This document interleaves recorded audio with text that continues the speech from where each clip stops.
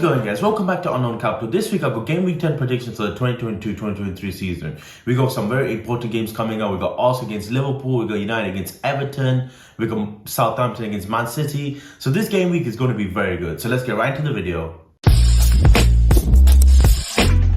So guys, let's start the first game. So first game we got Newcastle against Brentford. And let's start with Newcastle. What a game against Fulham. The 4-1 victory was insane. And this season Fulham have been really good. In the previous season when they come to the Premier League, they start struggling from game week 1. But this game week, the first game week, they drew to Liverpool, they're beating Wolves, they're beaten likes of some very good teams. And with currently 8th position with 3 wins this year, they're no shit team. And Mitrovic has been on an absolute tear. With 6 goals or 7 right now, he's unfucking believable. But Newcastle just showed why the levels are at. Callum Wilson with the great goal, Almiron with 2 goals.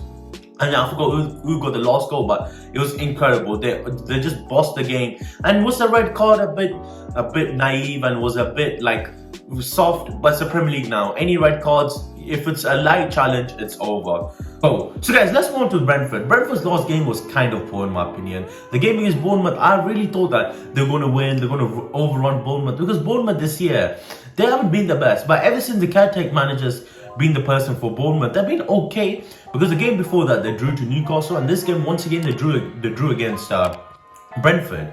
But with Brentford, they nearly gave a penalty. I thought that was a penalty. Even though he slipped, he still took out the man. So, in my opinion, I thought Bournemouth should have really won that game. Yes, Brentford controlled most of the possession, but they didn't really convert anything. Damsgaard's not the player which they wanted him to be yet. Like, they spent all this money, but he hasn't really proven how he is. So, my score prediction for this game, it's going to be a tough one, but I'm going to go for Newcastle winning. I'm going to go Newcastle 3-1. So guys, the next game we have is Bournemouth against Leicester City, a battle of the relegation. Yes, it's kind of a joke from me. It's only the start of the season, and yes, I can't be saying this team is going to get relegated. But let's start with Bournemouth. Bournemouth, the recent game is Brentford. They did okay, but they didn't really do anything exceptional in my opinion. I feel like they should have got the penalty. I thought that was a penalty. But after that, they didn't have any shots on target. Like Dominic Solanke, he's been pretty decent for them this year. But ever since then, he hasn't really proven like the 20 million what they spent on him. Like for Bournemouth to spend 20 million or 25 million, how much they did on Dominic Solanke at that time. He hasn't really translated. He translated in the championship. Sorry, I was about to say Champions League. But he translated in the championship. But the Premier League, none of the players have really translated to thing.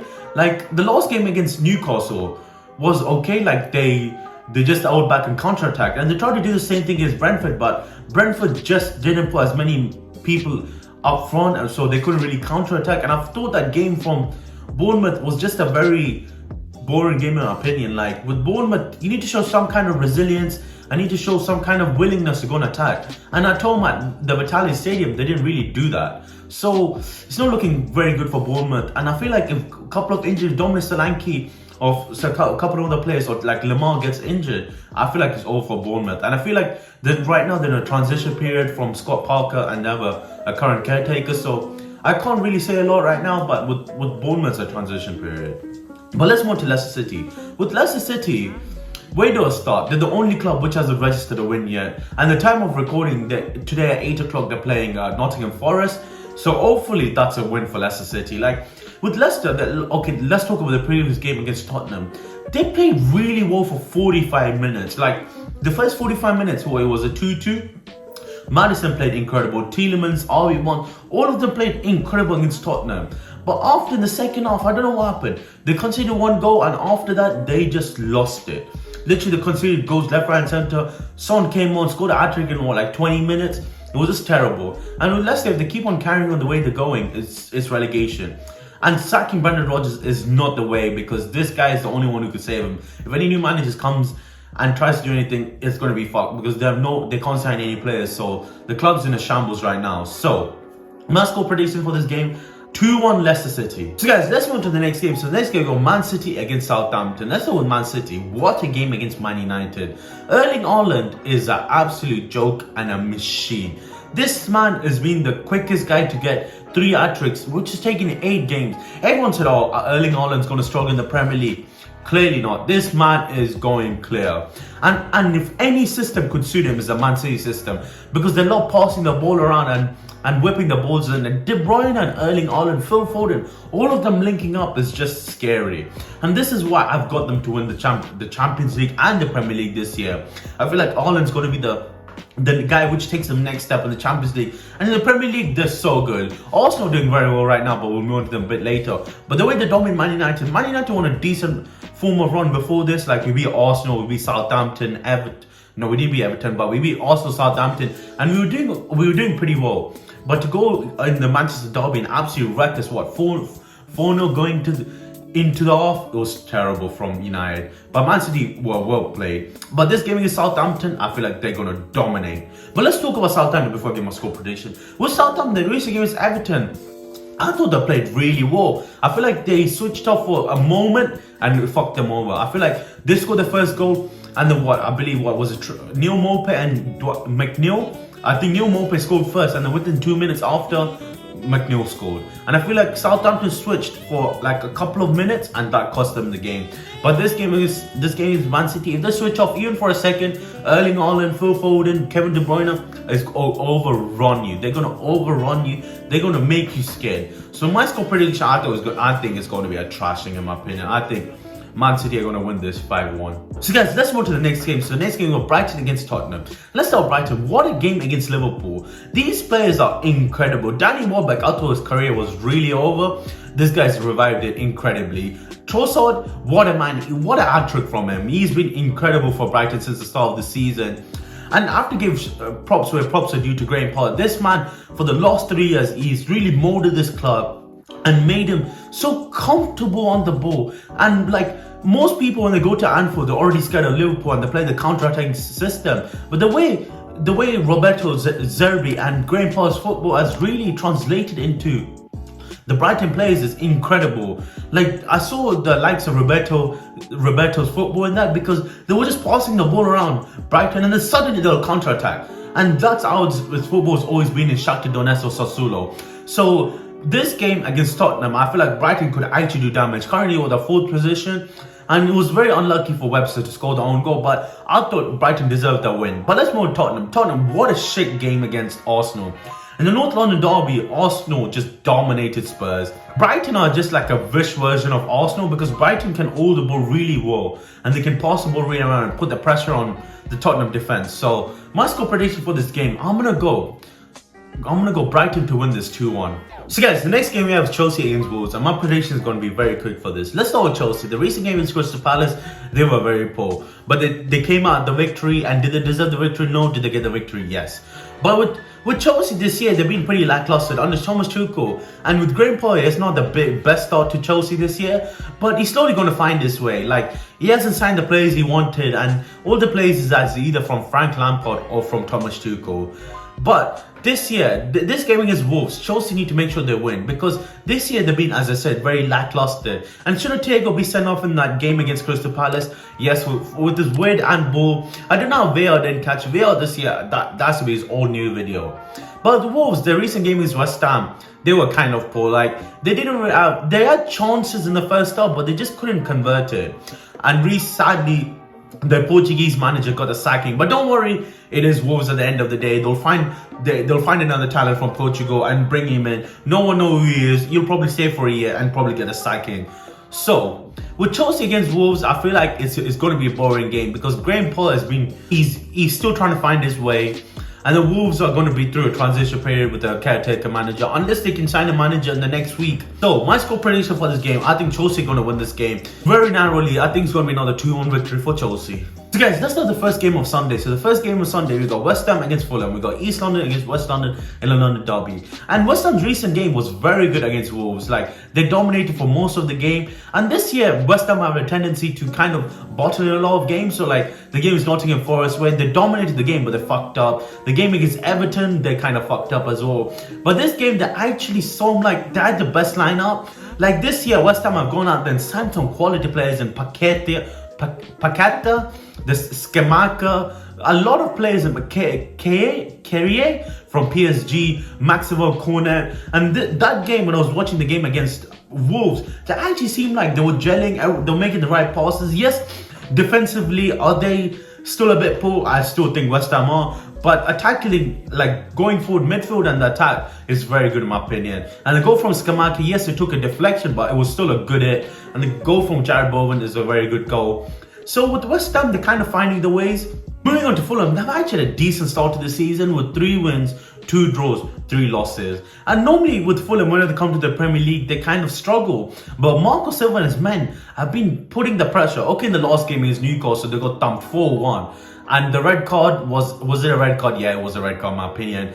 But like Newcastle were really determined to get the win. And Newcastle at home is a very odd team to be in. St. James's Park with 67,000, like 50 to 60,000 Geordies screaming top of their lungs, supporting the team. It's alright. Losing there, I feel like this year, if Fulham carry on the way they are, I feel like safety is going to be a great thing, and staying in the Premier League for 1 more year is a great thing because all the Premier League money they can get, they're going to go on and spend crazy amount of money. But Mitrovic has been on absolute madness. Andres Perez has been good signing. Lookman, I think that's the name. Lookman's been okay for them. So my score prediction for this game, I feel like it's going to be a close one. I feel like West Ham are coming off the really good victory against Wolves. And Fulham really want to bounce back. But I think this is going to be a 1-1 draw. So guys, the next game we have is Crystal Palace against Leeds. And with Crystal Palace in the recent games, Chelsea, I thought it was a very tough loss to swallow in my opinion. I thought they played really well. The early goal from, who was it? Edward or something like that. He was in the right position and that was a really good goal. But I feel like in that game, what lost Crystal Palace game was just moments. Like the moments from Aubameyang and the moments from Conor Gallagher. And that probably hit them because Conor Gallagher, like a lot of Crystal Palace fans, I feel like formed like a bond with him because yes, he was on loan, but he really helped them. I think he had some of the most goal contributions last year, with some of the most goals and assists last year. So it's probably hurt them really hard that he scored. But like at the end of the day, Crystal Palace, if I was them, I'll still have the Ed Odapai because they dominated for most of the game and just a moment of brilliance lost it. So it's going to be tough. But with Leeds, what Crystal Palace have to do is make sure that you don't give them momentum, because with Leeds, momentum is very important for them. Because if you look at Leeds' last game against Aston Villa really didn't give them a lot of momentum to play with the ball. Like yes, Aston Villa didn't really convert a lot of chances. Like it was a very still game, but because Aston Villa were holding the ball for such a long time, that Leeds couldn't really form any kind of play. And Sinestro, what are you doing? Like you're on a yellow card. Why are you going to put your leg out? I know you want to do a Shazri and you just want to do out there that Leeds in you, but now you're red carded. You're going to miss the next 3 games. Was it worth it? Not really. So my score prediction for this game, I feel like it really depends. If Leeds can get the ball, then they'll be okay. But if they can't get the ball and if they can't build momentum, it's going to be a long day.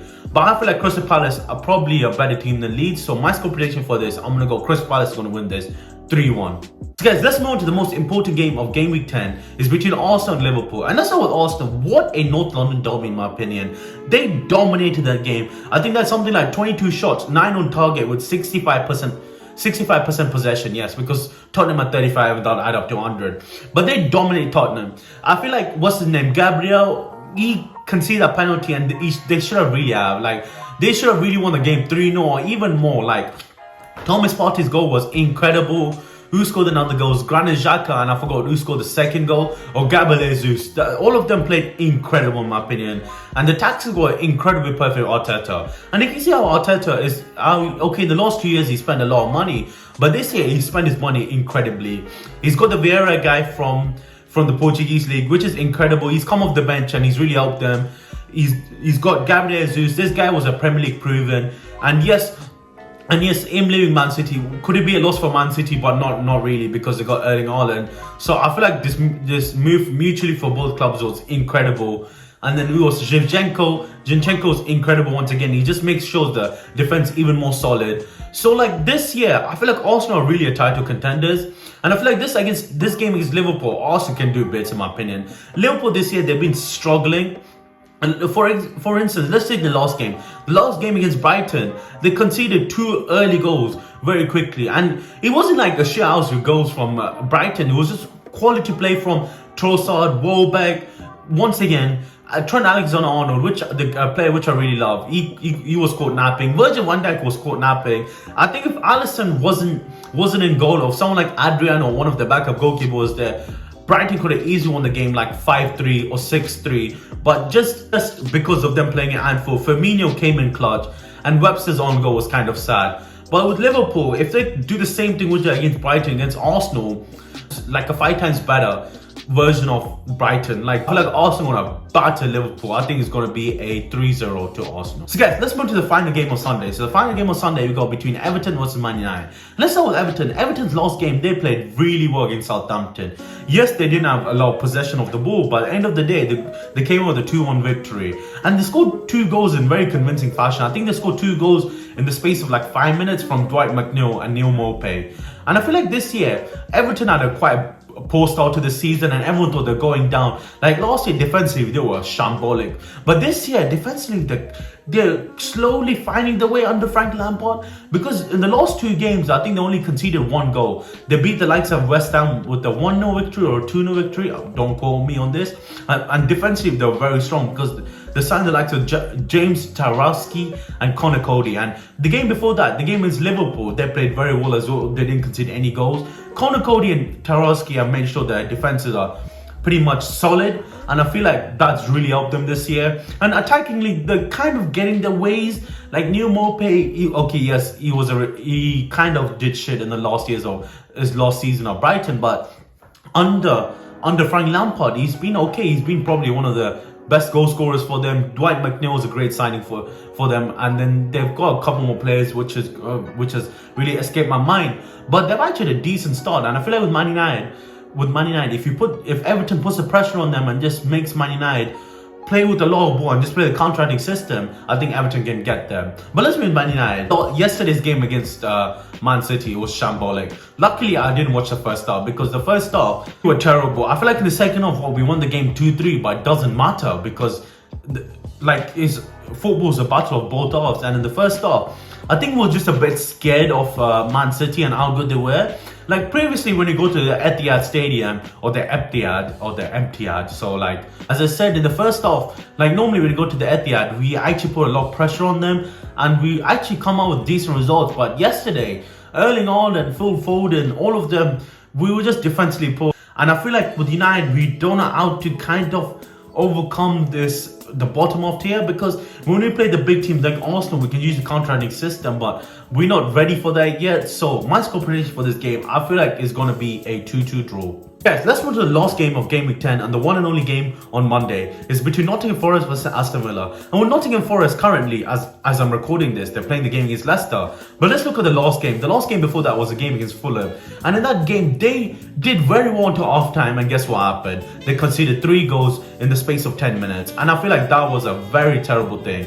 Because Nottingham Forest actually had the game in the hand because they scored an early goal. Then I remember Fulham scored 3 goals, and then from there it was this catch-up game from them, and then Fulham just parked the bus. And I feel like this game against Leicester, they need to make sure they actually beat Leicester, because Leicester this season have been absolutely terrible in my opinion. Like Leicester, they're the only team in the Premier League not to register a victory yet, and only to get 1 draws and I think something like 7 losses. So if Nottingham Forest doesn't beat Leicester, it clearly shows that they're going down. And I feel like Leicester can really save themselves. But this year, Nottingham Forest have gone and spent something like 150 million. So if they don't stop getting some victories, relegation games will go past, and then relegation will look like a certainty. Like this game against Leicester and Aston Villa, you should be winning.